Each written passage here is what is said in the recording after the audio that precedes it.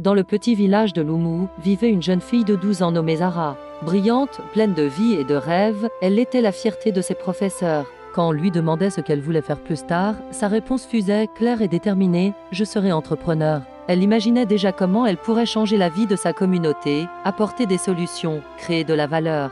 Pour Zara, l'avenir était un ciel immense, prêt à être conquis. Mais un soir, ce ciel s'est assombri. Un nuage lourd et menaçant a soudainement recouvert ses rêves. Ses parents, le visage grave, lui ont annoncé la nouvelle.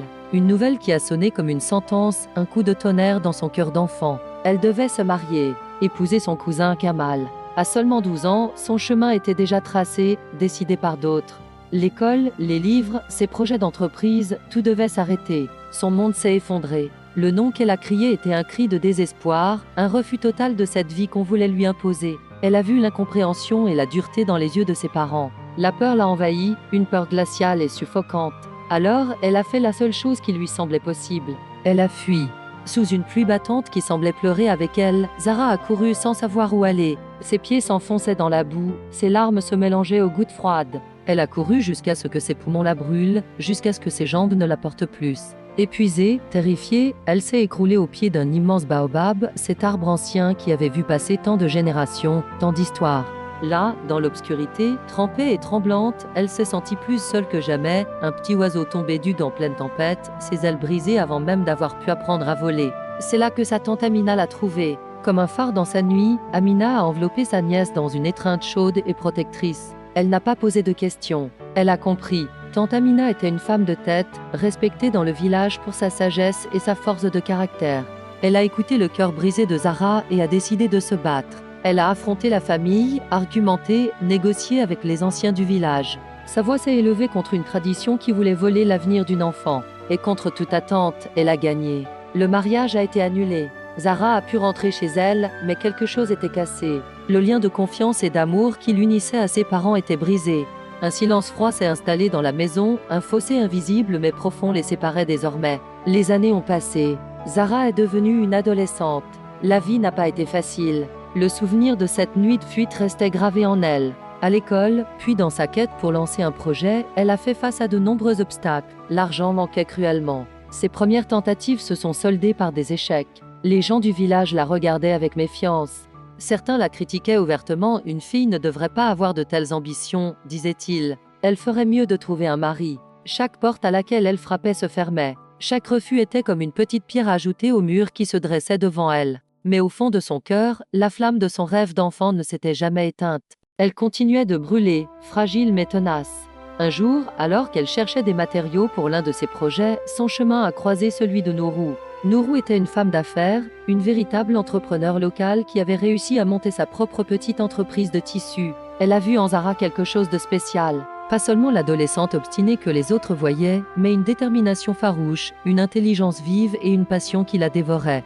Impressionnée par sa persévérance, Nourou a décidé de la prendre sous son aile. Elle est devenue son mentor, son guide. Ensemble, elles ont réfléchi. Quel était le plus grand besoin du village? La lumière. Les coupures de courant étaient constantes, plongeant chaque soir les familles dans le noir. C'est là qu'est née l'idée, créer des lampes solaires. Simples, efficaces et surtout, abordables pour tout. Zara s'est lancée corps et âme dans ce nouveau projet.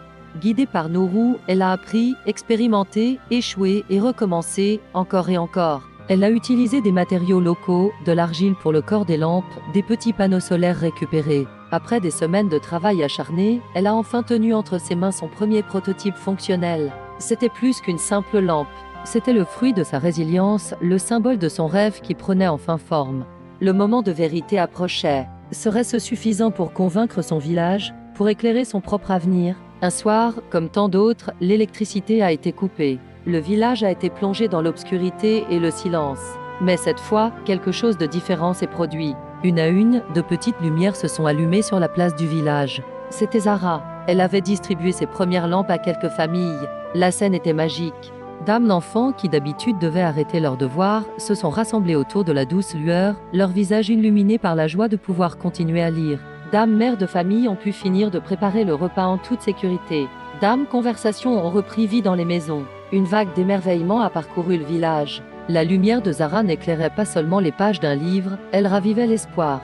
Le succès de ces lampes a été immédiat. Les commandes ont afflué. Avec l'aide de Nourou et un petit prêt, Zara a ouvert son propre atelier, les ailes de Zara. Elle a embauché d'autres jeunes femmes du village, leur offrant un travail et une nouvelle perspective d'avenir. Un jour, 2 silhouettes se sont approchées de l'atelier. C'étaient ses parents.